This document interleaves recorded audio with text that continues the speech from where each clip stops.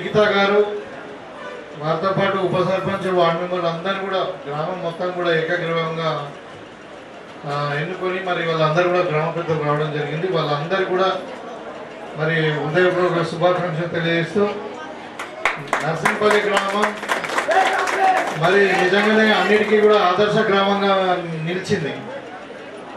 ఈరోజు అక్కడ ఉన్నటువంటి ప్రజల యొక్క అంటే ఏమంటారు అందరూ కూడా కలిసికట్టుగా మరి ఒక్క మాట మీద ఉండి మరి అందరూ కూడా ప్రేమతోని మరి గౌరవంతో అందరు కలిసిమెలిసిగా ఉండి మరి ఆ గ్రామాన్ని అభివృద్ధి చేసుకుందామని చెప్పే ఉద్దేశంతో ఎన్ని ఎన్నికలు లేకుండా ఏకగ్రీవంగా ఎన్నుకున్నాను. చాలా మంచి ఆలోచన.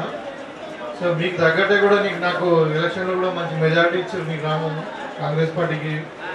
అయితే ఆ సందర్భంగానే మరి మోత్వాల్ మండలంలో మనం ఒక ఆదర్శ గ్రామంగా తీర్చిదిద్దాలని చెప్పి ఒక మోడల్ విలేజ్గా తీసుకుని మనం అక్కడ ఆ గ్రామంలో మనం అందరు కూడా ఇందిరమ్మ ఇల్లు ఇవ్వడం జరిగింది.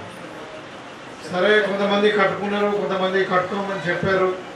కానీ కట్టుకునే వాళ్ళందరికైతే ఇల్లు ఇచ్చినాం. ఇంకా ఎవరైనా మిగిలిన వాళ్ళు ఉంటే కూడా మళ్ళీ కూడా ఇస్తాం. ఇంట్లో ప్రాబ్లం లేదు. సో ఒకటే ఇప్పుడు మనం ఏంటంటే మీ ఆధ్వర్యంలో ఇప్పుడు లిఖిత గారి ఆధ్వర్యంలో మరి మీ వార్డు మెంబర్స్ మీ ఉప సర్పంచ్ అందరూ కూడా కలిసి ఈమె వీళ్ళ ఆధ్వర్యంలో మరి మన గ్రామాన్ని ఇంకా అన్ని రంగాలలో రోడ్లు ఉండొచ్చు, డ్రైనేజీలు ఉండొచ్చు, ఇంకేదైనా సమస్య ఉండొచ్చు.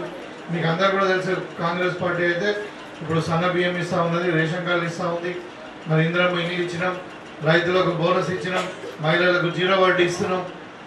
మరి ఇండ్లు కానీ ఇవాళ ఏదన్నా మీకు మరి ఏమంటారు దాన్ని ఈ రేషన్ కార్డు కూడా అన్నీ కూడా మహిళల పేరు మీద ఇచ్చినాం. ఇంతకుముందు మీకు తెలుసు కదా ఎవరి పేరు మీద ఉంటుండే రేషన్ కార్డు, ఇంటి యజమాని అంటే భర్త పేరు మీద ఉంటుంది. ఇప్పుడు భార్య పేరు మీదే, భార్యనే ఇంటి యజమాని. సో ఇప్పుడు ఇందిరమ్మ ఇల్లు అయినా మరి రేషన్ కార్డు అయినా మహిళల పేరు మీద ఇస్తున్నాం. మహిళా సంఘాలకు 0 వడ్డీ రుణాలు ఇస్తున్నాం. ఈ విధంగా మన నర్సింపల్లి గ్రామాన్ని మీరందరూ తీసుకున్న నిర్ణయాన్ని మేము స్వాగతిస్తూ మీ గ్రామాన్ని అన్ని విధాలుగా అభివృద్ధి మనందరం కలిసికట్టుగా చేసుకుందామని చెప్తూ మరి ప్రభుత్వం కూడా ప్రకటించింది మీకు మీ గ్రామానికి ఏకగ్రీవం చేసుకుంటే మరి 10 లక్షల రూపాయలు రివార్డ్ ఇస్తామని చెప్పి తప్పకుండా నేను ఇవాళ ఇప్పుడు రాబోయే 3 గంటలకు ఒక ప్రెస్ మీట్ ఉంది. దాంట్లో కూడా నేను అనౌన్స్ చేస్తా ఉన్నాను. ఏ గ్రామాలలో అయితే యునానిమస్ ఎలక్షన్స్ అయినాయో సర్పంచులు ఏకగ్రీవం ఎన్నుకున్నారో వాళ్ళకు కూడా నా తరఫున సిడిపి ఫండ్ కూడా నేను కూడా ఒక 10 లక్షల రూపాయలు ఇస్తాను చెప్పి. అంటే ఇప్పుడు మీ నర్సింపల్లికి 20 లక్షలు వచ్చినట్టు మరి మీ లిఖిత గారు గెలుతుడు 20 లక్షలు తీసుకొచ్చింది మరి.